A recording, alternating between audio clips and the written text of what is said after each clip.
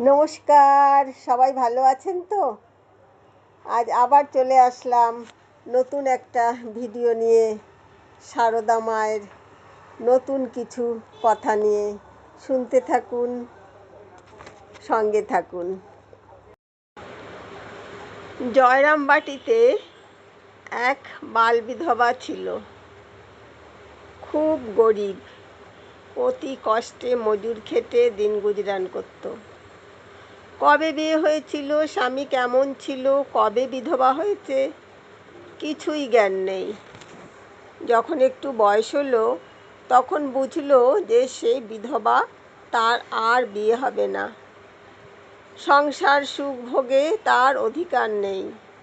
ভক্তদের জিনিসপত্রের বোঝা বইবার জন্য মায়ের বাড়িতে তার যাতায়াত আছে।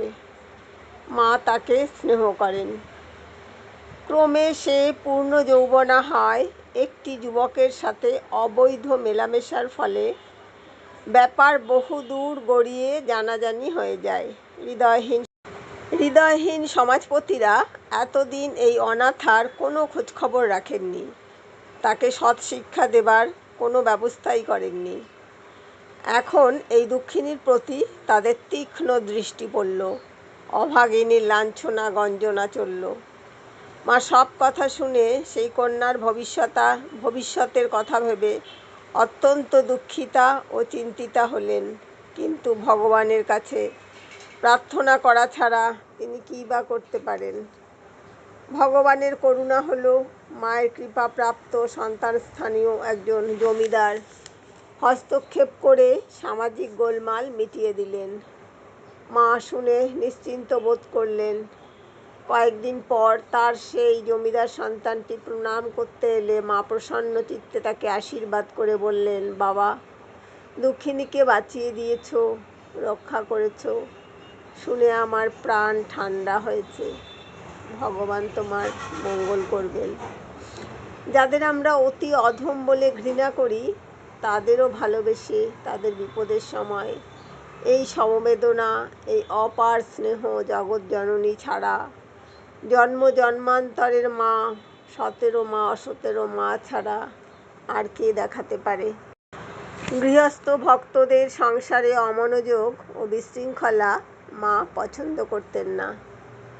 ভগবানেরই সংসার, সেখানে আমাদের যে কাজে তিনি রেখেছেন তার উপর নির্ভর করে তা যথাসাধ্য সুসম্পন্ন করার চেষ্টা করা আমাদের সবসময় প্রয়োজন। তার সকল সন্তানকে এই তার শিক্ষা। নিজের কর্তব্য পালনে অনিচ্ছুক ব্যক্তিদের সম্বন্ধে দুঃখ প্রকাশ করে মা বলতেন, ঠাকুর যার পরনের কাপড় ঠিক থাকতো না, তারই আমার জন্য কত চিন্তা। একবার জনৈক ভক্ত সন্তান বহু টাকা মূল্যে একখানা কাপড় মাকে দেবার জন্য বিশেষ আগ্রহ প্রকাশ করলে মা তাতে অস্বীকৃত হয়ে বলেন, টাকা খরচ করতে নিতান্ত আগ্রহ করলে বরং এক টুকরো ধানের জমি কিনে দিক, সাধু ভক্তের সেবা হবে। ভক্তটি টাকা দিলে একখণ্ড জমি কেনার কথা হয়, কিন্তু বিক্রেতা মত পরিবর্তন করায় জমি কেনা হয় না। মা এই ব্যাপারে একটি সন্তানকে জানালেন, বাবা, জমি তো এখন কেনা হলো না, টাকা হাতে থাকলেই খরচ হয়ে যায়, সেজন্য কোয়ালপাড়ায় কেদারের কাছে পাঠিয়ে দিয়েছি ধান কিনে রাখবার জন্য। এই সময় ধান খুব সস্তা, যখন প্রয়োজন হবে ধান বিক্রি করলেই টাকা পাওয়া যাবে। জমি সুবিধাবত না পাওয়ার কেনা হয়নি, কিন্তু কিছুকাল পরে যখন এই ধান খরচ করা হয় তখন দাম 4 গুণ বেড়ে গেছে। মা জপ ধ্যান করবার জন্য যেমন উৎসাহিত করতেন, তেমনি আবার অতিরিক্ত বাড়াবাড়ি করে মাথা গরম না হয় সেদিকে দৃষ্টি রেখে প্রয়োজন মতো সাবধান করেও দিতেন।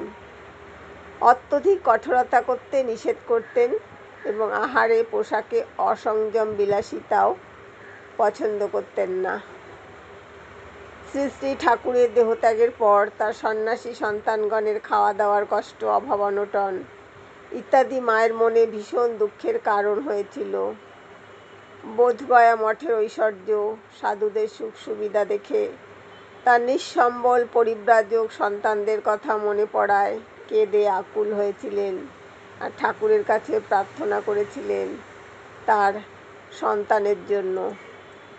তাই পূজনীয় যোগিন মা একদিন আমাকে বলেছিলেন, যা কিছু দেখছো সবই ওরই কৃপায়, মানে মায়ের কৃপায়।